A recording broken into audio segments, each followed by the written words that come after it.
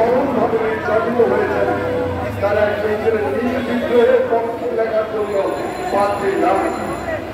আর ভারতবর্ষের প্রথম স্বাধীনতা ঘোষণার জন্য 1922 সালে অবর্ণনীয় নির্যাতন ভোগ করতে হয়েছিল আমাদের জাতীয় কবি কাজী নজরুল ইসলামকে।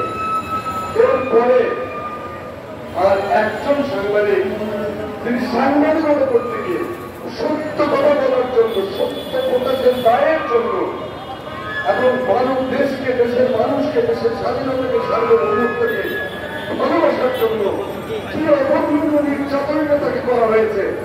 মামলার পর মামলা দিয়ে তার জীবন অতিষ্ঠ করা হয়েছে, জেলে নিয়ে তাদের নির্মমভাবে নির্যাতন করা হয়েছে, শারীরিকভাবে তিনি নির্যাতনের শিকার হয়েছেন, জেল খেটেছেন এবং শেষ পর্যন্ত তাকে দেশান্তর হতে হয়েছে।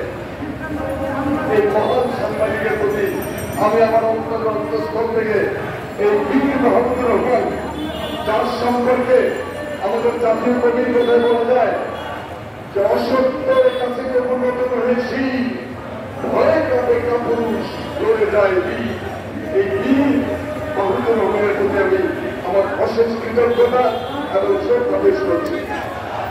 একই সঙ্গে বাংলাদেশের এই ফ্যাসিবাদকৃত দুঃশাসক, গণঘাতক, গণহত্যাকারী হাসিনার উন্মাদ করতে অসভ্য জঙ্গি শাসনে বাংলাদেশের যে পত্রিকায় রুখে দাঁড়িয়েছিল, মুখে সাহস নিয়ে তিনি বলেছিলেন যে কবে যে বাংলাদেশের ফ্যাসিবাদের পদধ্বনি শোনা যাচ্ছে, সেই পত্রিকাটিকে বন্ধ